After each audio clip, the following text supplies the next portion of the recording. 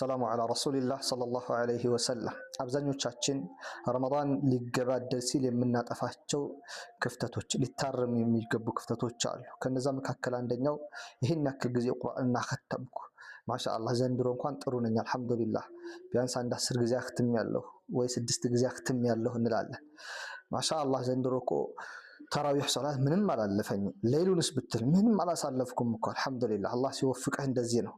ይሄ ሸይጣን ናም በማር ለውሶ ሪያእን እያጎረሰን ነው። ኸይር ስራችንን ብንደብቀው ተጠቃሚዎች ምን ሆነው እኛ ነን። እኛ ነብይ አለይሂ ሰላቱ ወሰላም እንዲህ ሲሉ መከረውናል።